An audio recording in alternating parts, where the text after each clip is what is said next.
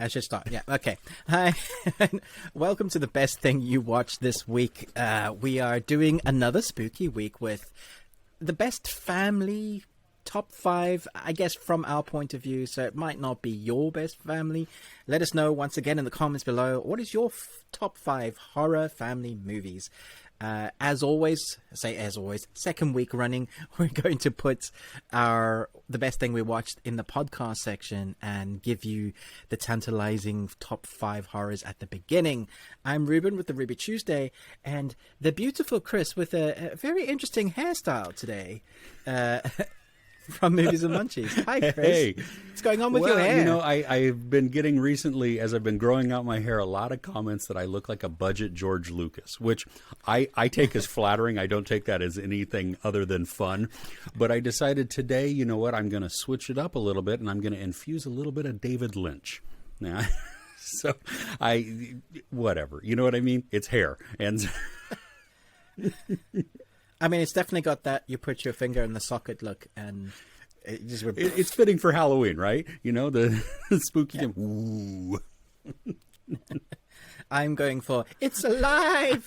I love the monster makeup and the Frankenstein. This is thanks to my partner. She's very good at doing this sort of thing. So, otherwise, if I did it, I'd just splotch on some color and it just looks ill. So, yeah. Right, so I'm very excited to see what your top 5 family horror films are. I've tried to keep, I think we discussed, I try to keep mine PG-13 and below, because I think that's probably accurate for all the bars you can push as to what's family. But I do recognize that your family may be old. I have a 19-year-old son, I have a 16-year-old son, so they are pushing that, and I think yours are as well. But what are those movies that you just love to rewatch during like horror times, like Halloween, or family horror that you stick on whenever? You know, you get those Christmas horror ones as well. So why didn't you kick us off? Because I got some thoughts, man. All right, yeah, this should be interesting, and I'm curious at what we're going to do, because you know we rank these. We put our lowest, maybe, you know, we had to narrow it down, obviously, our number 5, but we might have some duplication and they may be in different orders. So we'll just kind of hold the ranking loosely a little bit here. So, you know, we'll continue in. I'm going to start with a few of my honorable mentions. I have a handful of them, I think, and then we'll go from there. So, Monster Squad, which is a terrible movie, and yet it is so wonderful. Wolfman's got nards. I mean, that line has stuck with me. We have the live action Addams Family, and so I love that one. A Little Shop of Horrors with Rick Moranis and Steve Martin, and it may be a musical, but it's terrifying. Oh yeah, absolutely. But just a lot of fun, a little different. And then The Haunted Mansion with Eddie Murphy, and it was a lot of fun when I saw it, and the kids really enjoyed it, and so that's why it's on there. But number 5 is Wallace and Gromit: The Curse of the Were-Rabbit. Now this, I would never have guessed you went for that one. Well, this has some nostalgic feeling to it, because we took the kids to see it in the theater, and it was a really good time. I mean, Aardman, their films are spectacular. I mean, just the claymation, the way that they stop motion, all of that, it's so beautiful to watch. And this one was just really entertaining, and it was a lot of fun. The kids had a blast with it, because it has, Wallace and Gromit are on the case to find this being, this were-rabbit that's eating all of the carrots in the entire garden. And it's just a lot of fun to watch. But I love, some of the things that I love about these is you get to see like the thumbprints in the clay when the characters are being repositioned. And I mean, that level of detail, and it shows you that, this is truly handmade.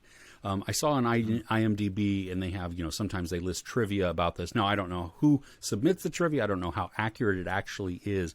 But it said that at one point, Aardman was producing 3 seconds of usable footage per day.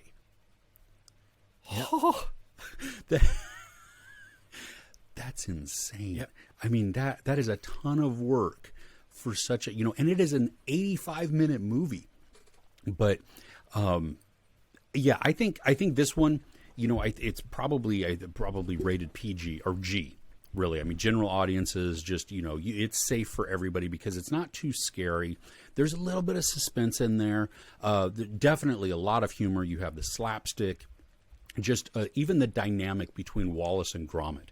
The looks that they give each other, it's classic. And it's good, like as an adult, I was still engaged in the story, and I was still having a lot of fun, and it made it even better to watch the kids sit there and laugh along with it. And to be, what's going on? Where are we going? And so, have you have seen it? I take it. Of course. Aardman is like quintessential British. We're proud of Aardman. Yeah. So if you're introduced to Wallace and Gromit, it'll be like the wrong trousers Gromit, and then when this one originally came out, wasn't that well received, but since then it has gained I guess a cult following, much like the original two. People understand the amount of work that goes into creating something that's quite spectacular. Really, the movement, the facial expressions that you can create is incredible. And if you look at some of the behind the scenes, how they create, it's basically creating a miniature world. You see all the cameras and lighting sets up, and then painstakingly just moving that little finger slightly, and then bam, and then just duplicating that. Now they have the technology that can help them do it much easier. It still takes ridiculous amounts of time. And I don't know if you know, they've got one coming out on Netflix in November called Ruben. Oh. Aardman.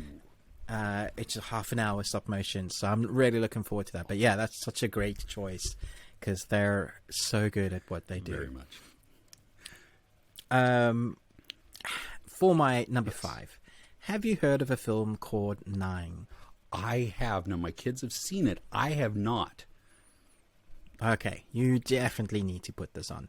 So a ragdoll that awakens in a post-apocalyptic future holds the key to humanity's salvation. It's got the voice stars as Elijah Wood, Jennifer Connelly, Crispin Glover, and it has this really interesting kind of metal score that is like the meat and bones of the atmosphere. It's really dark for a kid's film, and it's what they're managed to create is something that I think is stop motion, but you're never quite sure whether it's animated or stop motion because it is ragdoll. It looks real. The things you are getting is like it's cyberpunk meets animation, but rock. And I mean, any kid that's doing a little bit of rebelliousness at like a young age, from 9 to 14, this is going to be your jam. And yeah, I think my kids ate it up, and we just loved watching it because it was one of those that was always pushing the boundaries. One of the best soundtracks to a film I've ever seen. That is the heartbeat of the film, apart from the voice work, Elijah Wood, Jennifer Connelly, and then you have that just very visual, lots of dark, bright greens, you know, that ethereal magic that you often get. So cool. Such a great story. Is it? So that's my 5. Is it? I mean, dark. Yes. Is it scary, or is it just kind of like? Yeah, for sure. No, it's proper scary. I would say it's like it's the top of what you can push for a horror for young kids, because although it's not gore per se, like when you're seeing there's these different dolls that are alive and they all have different numbers on them. 9 is our anti-hero hero, and he's got to save the day, but you get to see like dolls being ripped up or shredded or allowing themselves to be used to save 9, or you know, heroes. It reminds me a little bit of the Wizard of Oz, where they've got to find their courage almost, because I don't want to give it away if you haven't seen it, that they all represent something from the human body, or the human nature. And so as they figure that out, they're able to use that, you know, much like the lion finds his courage, but he's a coward. It's a similar sort of premise. So much fun. Nice. Well, that's going to be added to my list. Yeah. Yeah, so going down to number 4. Number 4. Okay, so mine is from, 1995, Casper, with Bill Pullman and Christina Ricci with the little... I can't... it's been so long, I don't think I can remember the film. Well, you have this this dad and his daughter kind of grieving. I mean, I don't remember exactly how much time has passed since the loss of his wife, but they move into this this mansion, and weird things begin to happen, and you have a couple of 3 ghosts that come in, and they spook him out, and they're kind of... You have a villain, and you have her henchman played by Eric Idle, which I thought was just brilliant casting there, because he's so funny and just dry and goofy. But Bill Pullman is goofy also, and that, I think, is what really sells it for me. It's I haven't seen it in a couple of years, so I'm not sure how well it totally holds up. But my guess is that it's still, the story itself is the one of a dad and daughter, that relationship, learning to let go, learning to accept some grief, and then learning to grow together and to move on. And you have Christina Ricci, she's in school, obviously. I mean, she's maybe junior high-ish, and so you have some of that little bit of teen angst there, where the crush on the boy or the crush on the girl, and just the back and forth that comes from that, and so it provides some good humor. I remember just having a lot of fun with it, and actually having some good heart. And so at the end, where there is some peril that comes on, and some real, where our characters get involved in not scary things, just like tense, meaningful, like there's a little bit of like, oh my gosh, what happens, like and you feel bad for another character, because that's kind of vague, because anyway, if you haven't seen it, I mean, it's just a lot of fun. But it's geared again towards families. It's not like the Wallace and Gromit. It's not a G. I mean, it does, it hedges more into some of that teenage humor. It's got, I think, some body humor in it, and just, toilet humor. And so they play with that a lot, and it's just a lot of fun. But even the animation, the special effects that they use to create the ghosts, and how they move through things, and just the situations that they get into. I mean, it lends itself to a lot of laughs. I don't think that there's ever anything that's really like scary from a horror standpoint or anything like that. You feel a little scared for your characters, but not as in boo. So yeah. Were you? Did you grow up reading any of the Casper comics? No, I think, wasn't it like a cartoon at one point? There was a Yeah. Yeah, so I think I remember seeing some of those, watching some of those. There's probably at some point I read a comic of it, but it was not something that I was into or that I actively pursued. Okay. I definitely watched a lot of the cartoon, and I had a few of the comics, and I remember not being massively disappointed when the film came out, which I think was a big plus, because everybody expected it to be just a big stinker. Yeah. And then I think the audiences, critics and audiences are always definitely like polar opposites, and more often than not, I'm with the audience, because I'm a lover of film, and I know how hard it is to make film, so I'm more along the side of, but they've made a film. When you made a film, come speak to me, sort of feeling. So yeah, I imagine that even though the graphics are dated now, it's still a lot of fun. When is the last time you've seen it? It's probably been a couple of years, maybe 3 or 4. I do remember there was in recent memory. I think it was on TV. It was on some channel, or maybe it was even on a streaming platform.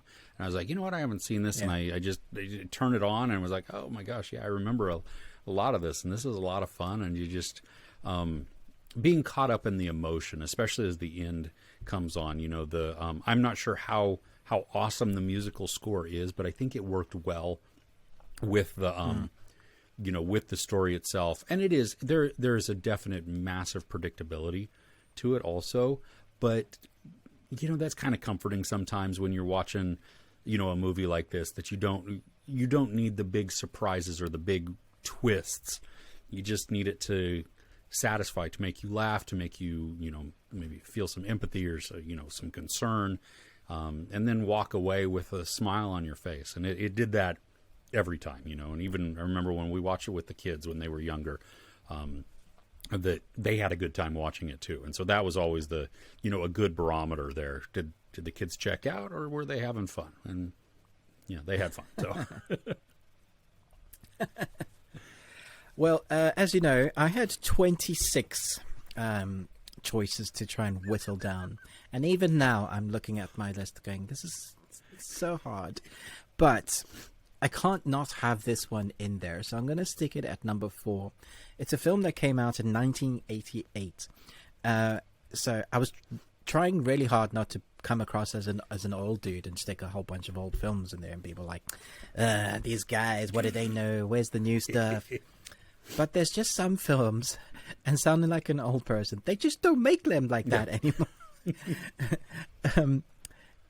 This is a Tim Burton film. In South Africa, when it first came out, it was a 16. When it came to the UK, it was a 15. And since it's been put down to a 12, in America, it's a PG-13. So I can stick it in here because it is a film that I've shown my kids, which we love, my family watch. And I know lots of young kids get scared from this film even today. And it's Beetlejuice. Like, the Tim Burton Beetlejuice. I think, obviously, we have a great cast. Gina Davis is fantastic in this. Michael Keaton as Beetlejuice, or Beetlejuice, however you want to pronounce it, is fantastic. Winona Ryder is fantastic. Alec Baldwin is great. The cast is excellent.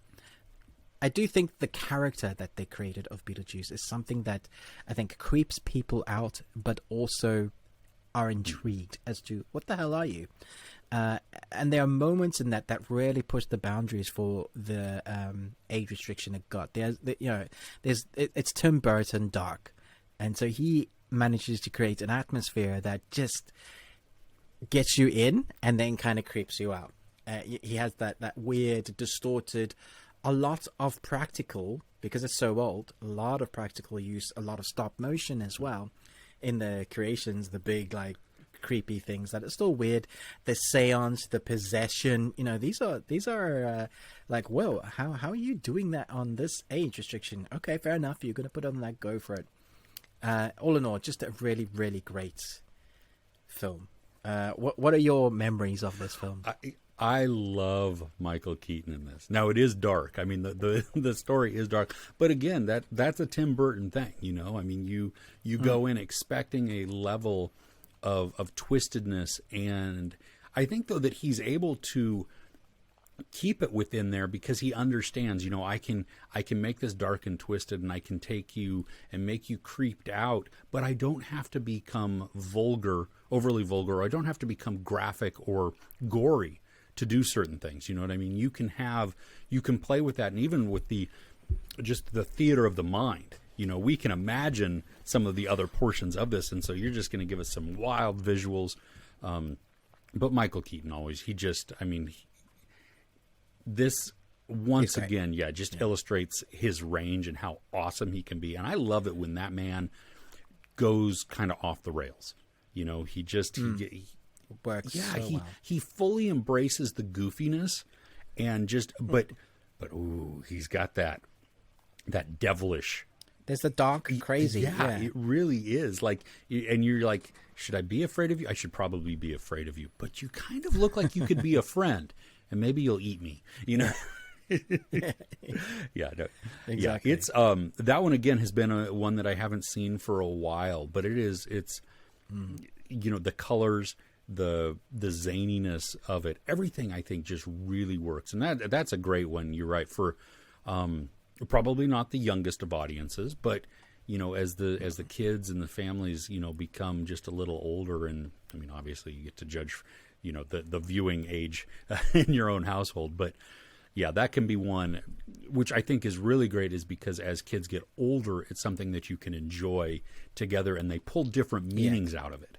You know, that they, you know, some of the things that may have gone over their head the first time they see it, when they get just a little bit older and they have a little bit more experience, a little bit more just, you know, worldly exposure, then it's like, oh, I get that. That's funny. I do that with films. I go back to, I was like, I never saw that before. Was that always in there? And sometimes it's a horrifying, like, oh my gosh, I showed my parents this movie. No wonder they were looking at me funny. Exactly. That is a great choice there. Wonderful. Okay, so we're heading to your number third. 3. Yes, Hocus Pocus. Now, yes, again, I think we're staying with kind of the old there, but come on, oh my gosh, come on, how can you not? Halloween, you gotta. If this is not on some sort of list at some point, you know what I mean? Like even on your radar, there's something wrong. You know, it may not make your top. I'm glad go ahead. I'm glad. Yeah, I was gonna say, I'm glad you put this one up because actually, before you tell me why you love it, do you know about Rotten Tomatoes and its score? No, what is the score on this one? Okay, I'm just pulling it up now because I think I tweeted about it this week because I was going through this list of what to put there. So the audience have it at 71. Go on, audience. Yes, correct. The critics, 38%. What? See, I'm sorry, Rotten Tomatoes, you're wrong on this one. This is... yeah, okay, sure. From a critical standpoint, if we're looking at this, did this elevate the art of cinema? Maybe not. Did it? But that's not what film is always about. It's always been about entertainment. Yeah. Did I have a great time watching this? Absolutely. I mean, let's just take Bette Midler, Kathy Najimy, and Sarah Jessica Parker. Those three together, oh my gosh, that was comedy gold. The way that they bounce off of each other, the way that they go full on into their characters and they just embrace it, and which then translates to us to just have a blast with them. I mean, the fish out of water scenario, you know, them now into the modern, I mean, at that time, modern. Where they're walking on the road. That always cracks me up. They're like, what is this? It's a lake. The what is it? The vacuum that they ride. I mean, you know, now they'd have to ride a Roomba, you know. But it just, I mean, that again, you know, you have this one is probably even geared more towards, or it's a wider audience, I think, because it's not. There are some scariness to it, you know. But even like the zombie dude is not really scary. He's not even really gross. I mean, you know, maybe at the time. Yeah, both can't talk. Exactly. You know, but he doesn't even have like pieces of him really falling off. I mean, it's just some good makeup. No, and it's like it's painted on. Yeah. So it's just, it's this one. I think this is one that is on an almost yearly rotation of watching. You know, sometimes it does get bumped out just for time, but more often than not, this is one on the list that we watch each year because it's just fun, you know, and it has, for my age, it has some nostalgic value to it.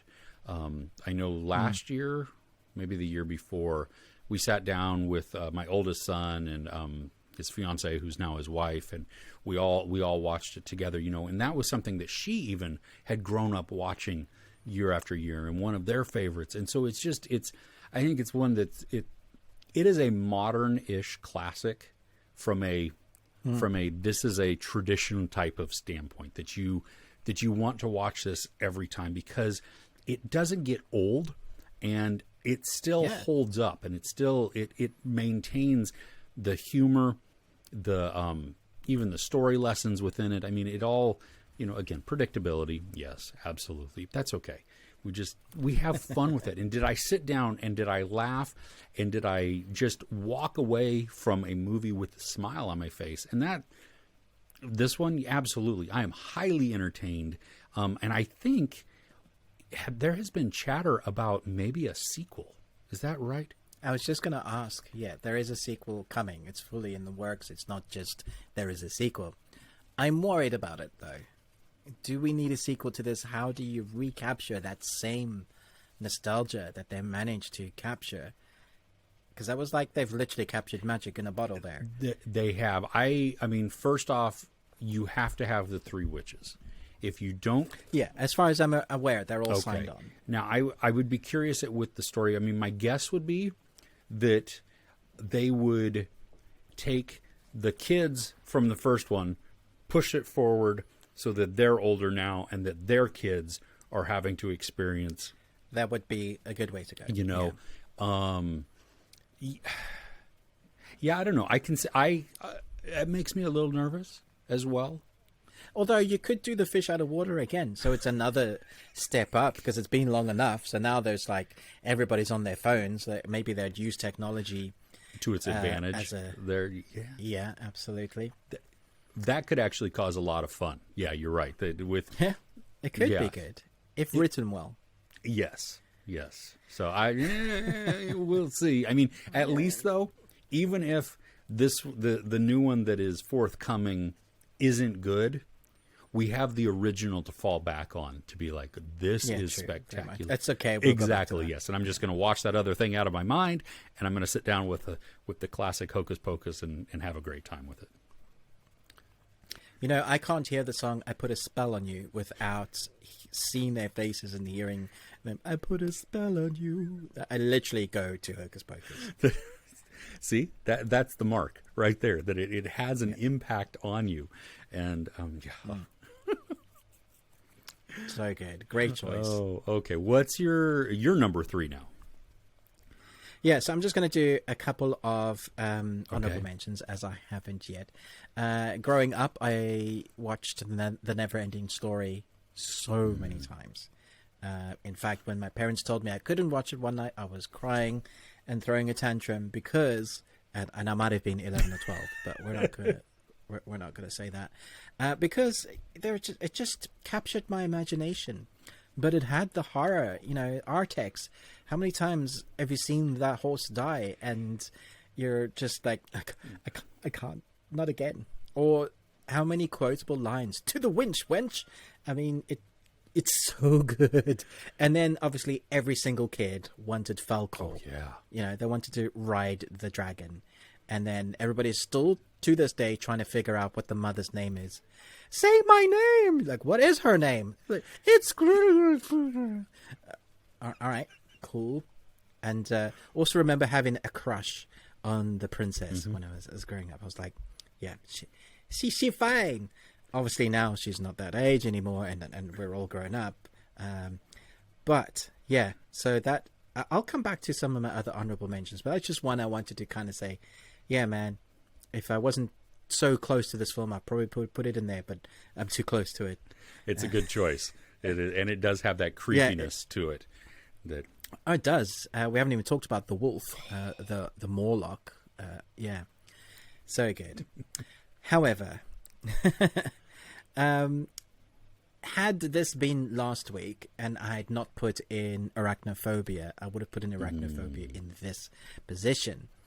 I am going for another spider one, though, and this is called Eight-Legged Freaks, and this film is ridiculous. Have you ever seen it? I have not. It's David Arquette, right? Okay, no, yeah, I haven't seen this one. I love this film so much. Yeah, okay. Venomous spiders get exposed to a noxious chemical that causes them to grow to monumental proportions. I mean, it's ridiculous. It's ridiculous, but it is creepy. It is scary. There are spiders that have various abilities. They hunt humans. They're the jumping ones, the giant tarantula ones, you name it. It's not quite as vicious as the spiders you get in The Mist, but they get close to it. And so you take your fear and then you enlarge them. But then you add comedy. There's literally moments where a motorbike guy will like ride over a spider or kick it in the head, and you hear the spiders react, but like as if it has a human voice. It'll be like, ah! Which is it's you're going for the horror, and suddenly you're like, what the hell? What did I just? That's why I actually just respond to dying. Ah! You're like, oh, okay, fine. This was scary. Now I'm laughing my head off. So it jumps from, it's like a juxtaposition. Seriously scary, going really for the creepiness, managing to get it. Spiders are like pulling people out of cars, just munching, spinning them up into webs.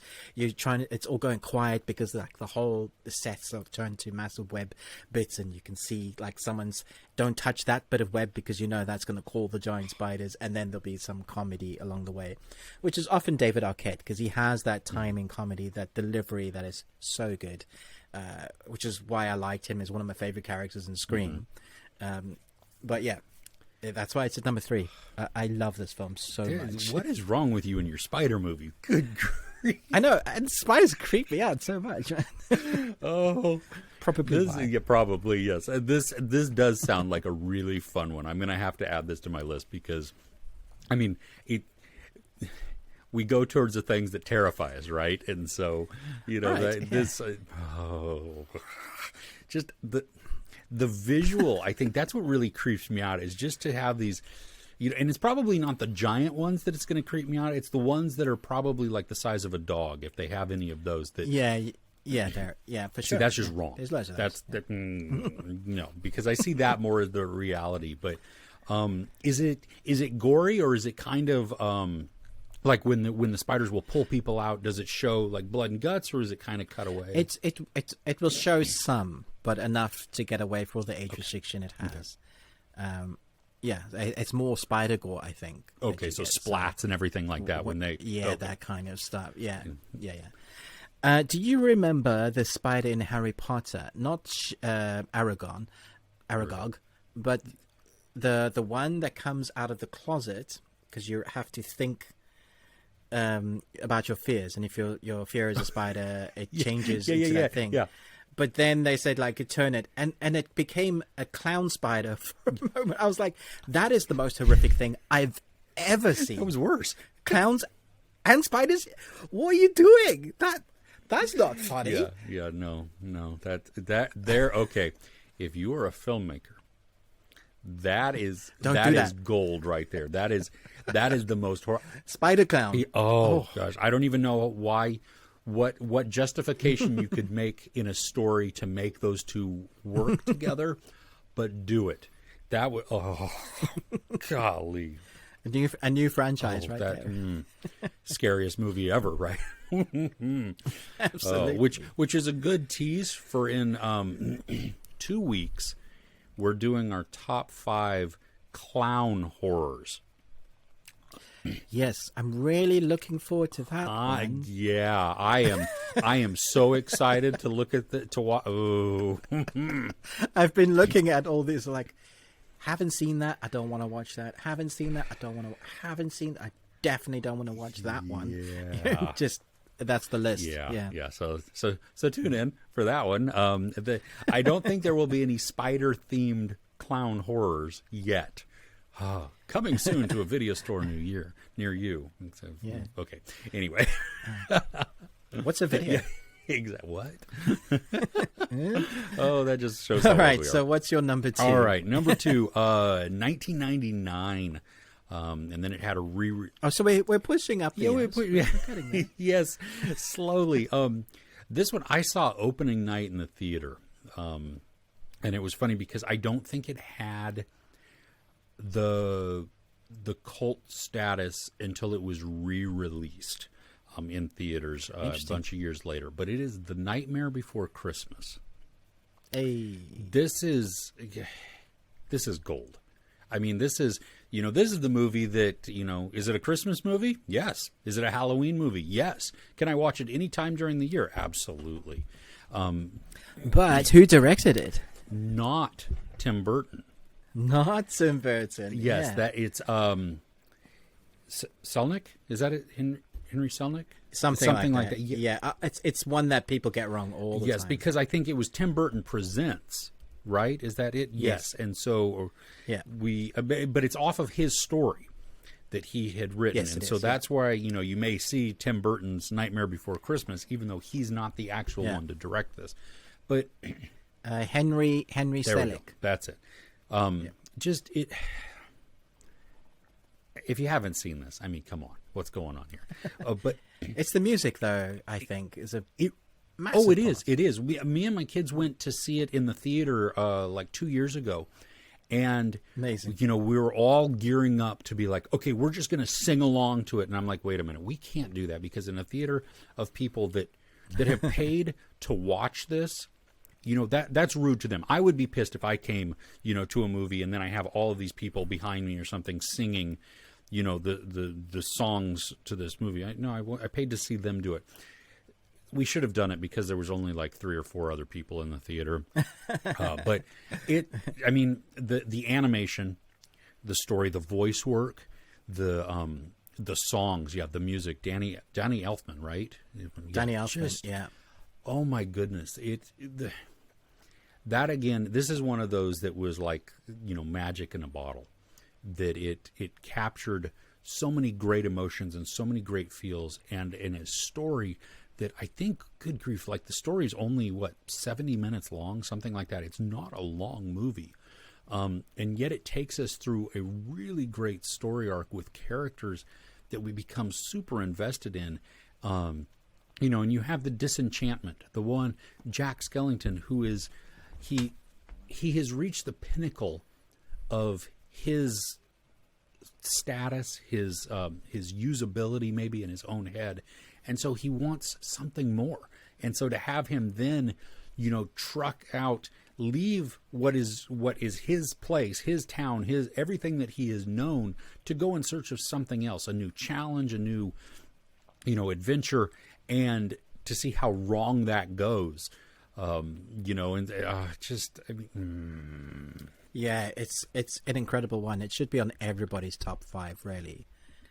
It's such a journey as well. Talk about an anti-hero, because he's almost the bad guy, right, at the beginning. Yeah. Well, and he's certainly the bad guy once he takes over for Christmas. Yeah, exactly. Yeah, you think it's going to go one way, and it doesn't. It doesn't go that way. Oh, just, yeah. And I mean, the visuals, I think, that they create with that. And, you know, you have, I mean, they have a lot of fun with the character design too, because in Halloween Town, I mean, you can go kind of just nuts, you know, and you can do whatever, because okay, you know, we're going to put this head on this body.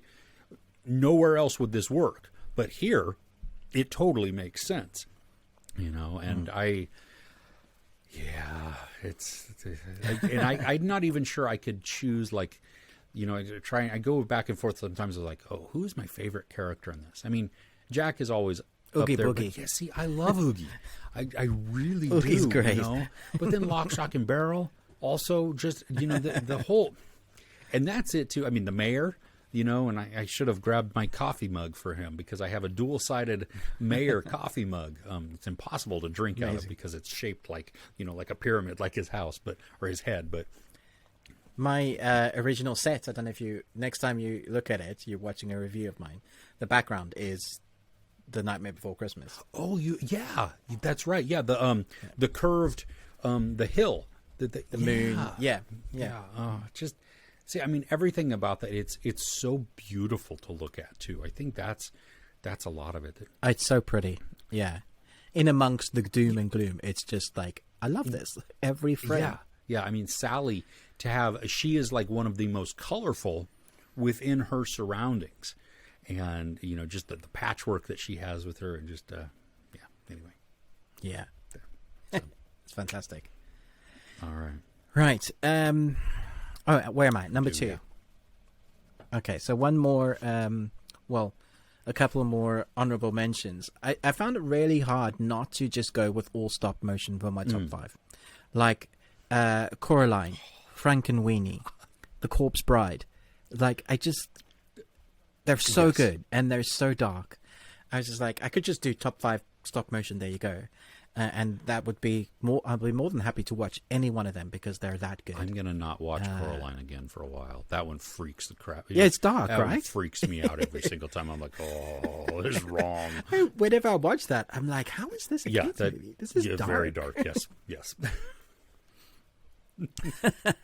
Okay, but for my number 2, this is probably, people are probably not going to like this one, but I'm Legend. Do you remember I Am Legend with Will Smith?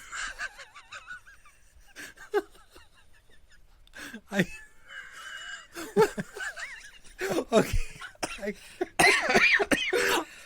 I want to hear the justification for how this lands on your family-friendly-ish horror. It's a 12. What do you want from me? It's a 12. It's a 12.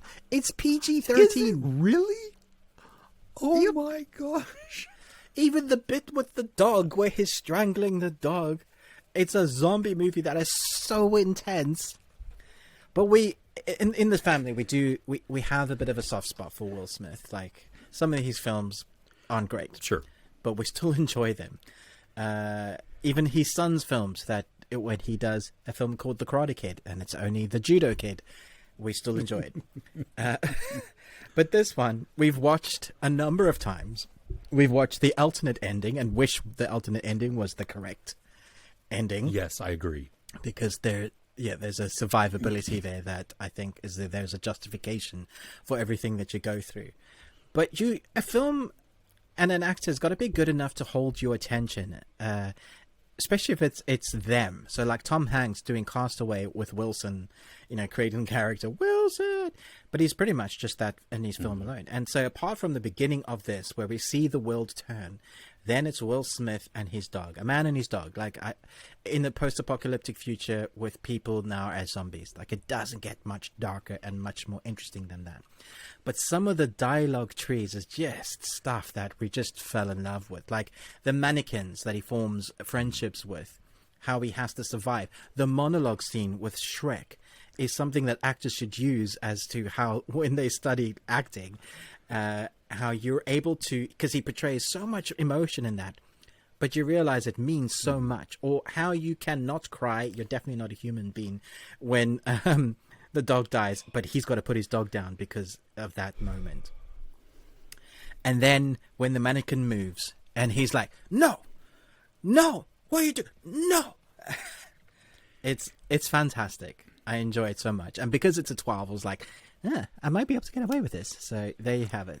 My number 2. It is a properly tense movie. Oh, it's seriously tense. It is. Yeah. I mean, yes. Well, and it's not. It's not gory. It's not. No, it's that anticipation and that terror of the chase and the needing to be quiet and the needing to, you have to get from point A to point B, and then oh gosh, I'm trapped here, or I have to be locked down, just. You have a certain amount of hours during the day. You got to be home, locked up, absolutely silent. You're covering the windows, not using any light because of what they're drawn to. Even if you hear somebody the chance you might hear somebody, you can't help them. Well, in that last scene, not scene, but the in the final act with the glass wall and the just so captivating and fearful for your characters. I mean, that is truly like you just oh, good choice. I can I would not show. You can see I can totally see it. I would not show it to the younger. I mean, this is definitely, you're pushing that, but still a lot of fun. I think. But I'm thinking like the sort of films I used to watch as a young teenager that I used to sneak in to watch. Yes. This would be like one of those I would talk to them about my friends. They'd be like, "Have you seen this? It's so good. I'll lend you the tape." Because we're talking videotape. Of course. No, and that it is. It is really good, and I think because there's a lack of a lot of gore. I mean, it's more of that just suspension of or not suspension. It's a creation of terror and anticipation.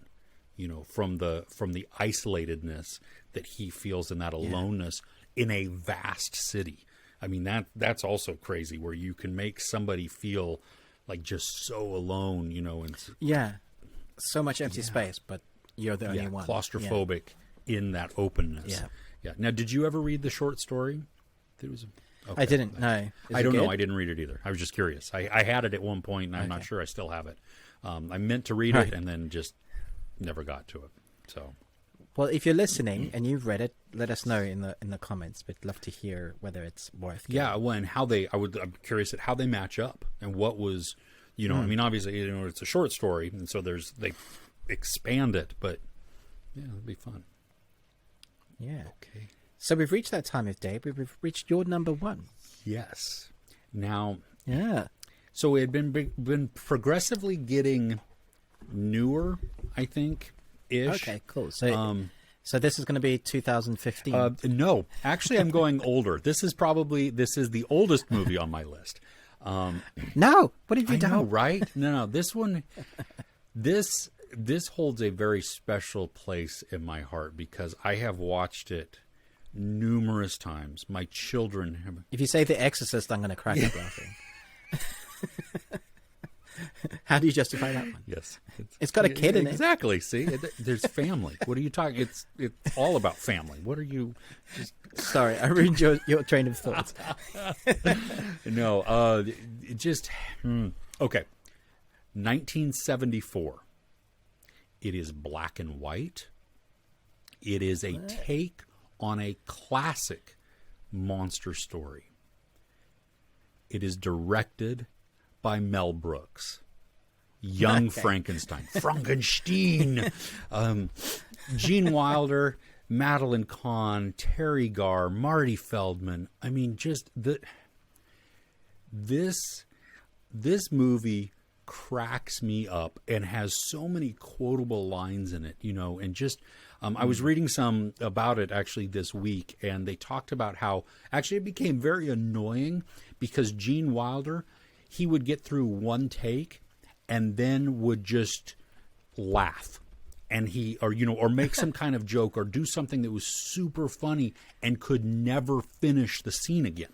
And so they had to use whatever take that was and just go with it because it just, they would do 15, 20 takes and could not finish them. And so it's just, I mean, you have Gene Wilder playing Frankenstein, the youngest. I mean, he's he inherits his castle. He comes there. He's a doctor. He's a physician. He's a scientist. He's based in, he's very proper. And he also doesn't like the Frankenstein name because of all of the baggage that has come with that, of his grandfather and father just, experimenting and trying all of these harebrained ideas. It is Frankenstein. And he slams the scalpel into his leg there and class dismissed. Just, and so you have, but then once he gets to the castle for his inheritance, and he meets Frau Blucher and just I'm playing the whole thing in my head, Marty Feldman as Igor had, I read, there's a sight gag that happens in the movie where his hump moves from side to side, and they actually called it out. Well, that wasn't scripted. He had been as a gag for himself. He had been moving it during takes, and they decided to keep that in there. And just, things like that. Just it's So you have Frankenstein played by Peter Boyle. You have the fiance who is just annoying, who is the fiance of Dr. Frankenstein, played by Madeline Kahn. You have the assistant, the lab assistant, who is kind of ditzy but very funny, Terry Garr. Just the whole. This movie, this is one that you don't have to watch during Halloween. Now there are some innuendos in there. But I think if you're watching it with a younger crowd, it's going to go over their heads. They're not going to get it. It's in there to make the adults laugh. It's not scary, but it has. More. First and foremost, it's a comedy, and so it's just. But it's you're taking your Frankenstein story and then expanding on that some, and you still have the the villagers who hate the monster and the mob mentality that's built up into a fervor, and so Have you have seen it? I take it. Yeah, parts of it. I think I don't know that I've ever watched it fully forward. I think it's you have to be in the mood, Sure. sort of film. I love Spaceballs, so like that's quotable, absolutely. But it has such a cult following. There's there's people that are definitely obsessed with this version of the Frankenstein story. I think if you watch it, you won't like watching it with a bunch of friends. I think might be the best thing to do because you'll laugh your heads off and then you'll be quoting it to each other.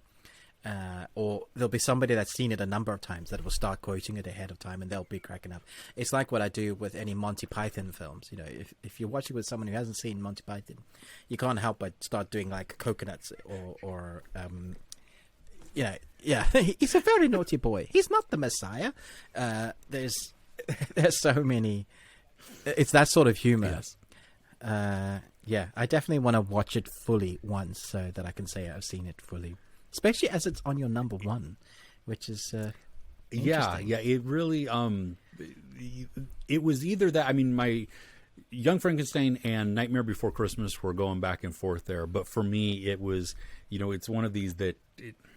Yeah, I don't know, but I'm going to stick with it. But when I come over to the UK, we'll sit down and watch this. I'll watch this one with you. And for sure. Okay, so my number one. Yeah, I really struggled with not putting in Poltergeist or Ghostbusters or what's the one I'm thinking of? Yeah, they're all kind of old choices like that. Poltergeist, Ghostbusters, or Gremlins. Yeah, that's the one I was thinking of. Choices. I guess Gremlins you could put in the Christmas top 5 because it's Christmas, but it's also horror, but it's also funny, and has so much nostalgia. Poltergeist is pushing the boundaries of PG-13, I think. You really kind of have to have watched it first with your family, with your partner, to check your disposition of your kids, whether they can handle some of that supernatural stuff. Because again, it's tense. It's not really gory, but it's the heightened tense. Anything from those late 80s, early 90s, they really did. They weren't sure of the rating, so it was always like, oh, how much can we get? So what we call a family movie is interesting. And this one I feel might be the same. It is one, it's not so old. It came out in 2013. And it's an actor that is now died. It's directed by the director of The Mummy, Stephen Sommers. And it's based on a book series by Dean Koontz. Any guesses? Oh, is it Vampire? Oh no, but nice guess. Okay, so Anton Yelchin. Do you know Anton Yelchin? Yeah. I mean, there's some actors that when they passed away, I guess they affect some people more than others. Anton for me was one that really affected me, just because from Star Trek to just those films, I just felt like there's some actors that you relate to the characters they're portraying. He was one of them. Like every single character, I was like, yeah, man, I get it. I love the roles they choose. That's always mine. And so for me, I just come off reading all of these books. I think there are 14, maybe 15. Man. They're the Odd Thomas series. Oh, okay. And so Stephen Sommers did his version of the first book called Odd Thomas, and Anton Yelchin played the main character. Ashley Summers as the kind of they're in love with each other, but this so captivated me. And this is again PG-13, and the story itself is a mixture between that supernatural love story and anti-hero. So you have a town. There's this character that he can only see dead people. Okay, he sees ghosts. What's the thing? They can't touch him. And you can't hear them. That's the big kind of twist in the story. You can't hear dead people for whatever reason. This is part of the law. You just they're silent. So they try and communicate through him, like you're going to do charades with a ghost. Like what is it you're trying to tell me? And he often gets stuck in these really, really dark stories where he's got to figure out what a serial killer is going to do. And in this story, there is one of those apocalyptic things that's going to happen, and he is the guy that can help us. But he doesn't necessarily want to be that guy. He will help a ghost, and he is so good that he keeps trying to help them cross over, or they've got unfinished business. So if they were killed in a bad way, he will go and figure out. He's also drawn to them. He has like this magnetic ability that can be drawn to a ghost or what happened to them. So he's got a sort of like superhero thing. There are also these weird demons that if you look at them, if you acknowledge that they're around, they will just end you. So as long as you ignore them, that they don't know that you can see them, you have some sort of ability. It's basically when there's about to occur a big amount of death, these creepy crawly demons appear. And so it's used as a MacGuffin to show you that crap is about to hit the fan. And so when you see a few, you're like, oh no. But when you see 3,000, you're like, things are coming. Okay, something's happening. It's just such an adventure. But it also isn't massively gory. There's gore in bits. The monsters are so unique and interesting. The love story is really believable. It's also sad, apart from the fact that you now know that Anton's dead and you're watching going, but the story itself is sad and tragic, but full of adventure. Perfect anti-hero. I think young teenagers with, like, if you're the family that has these young teenagers, they're going to eat this up. And afterwards, this might be their gateway into reading again. 'Cause you know how hard it is to get teenagers to read. But the way the character's portrayed is exactly like the characters in the book. So very, very well kind of transposed to page. So if you wanted to get your teenagers into reading quite a dark series, but get them into reading, which is a miracle in itself sometimes, this is probably like a nice... Like, if you like that character, there's another 14 books you can go and read. And I've read them all. And I've read them, I think, almost the second time through. Love it. Nice. Well, I have this on one of my watch lists because I can see the cover that it has. I mean, it has Anton Yelchin in it on the cover. I've never really known what it was about, though. And so this has me intrigued. The reason it was on my list is because it was Anton Yelchin. And I was like, oh, I like him. I'm going to add this and go back to it. Okay, I'm going to have to check this out. So this is... I really love it. It's a film I can put on anytime. Just enjoy it for what it is, that sort of adventure. It was pooed. I think it was not received well, or they expected it to be something that it wasn't. It's not another huge budget mummy film Stephen Sommers is directing. It's more indie vibe with some CG. So that's kind of what it got. But I think it's gathered a cult following since then. Well, and faithful, at least with the character, right? Faithful to the books. Yeah. I know Dean Koontz, he loves the film, and we always wanted more, but obviously, what do you do now? You have to reboot almost, and start over again. Yeah. That's outstanding. Okay. Run on. Yeah. Odd Thomas. My poor list. I have so many others that I didn't. Man, The Black Cauldron, Tremors, The Sixth Sense, Troll Hunters, The Witches. There's loads. I think, and that's a good thing. I mean, that there's plenty to choose from, when it comes to some of the ones that you can watch with family. And obviously, it's a sliding scale depending on how young or old your kids are, or what you... I mean, if your kids are like adults, you could watch Sweeney Todd. Yeah. Which I love and hate that movie all at the same time. That is pies, man, pies. Eat some human pies. Just wrong. That is not a family movie at all. Oh, even though it's about family. Funny enough, it is about family. But no, that's wrong. All right. Well, we have reached the end of this segment. First off, thank you for tuning in. We would love to hear your ideas and your, what's on your top list in the comments. You're probably, there's a lot of them to choose from.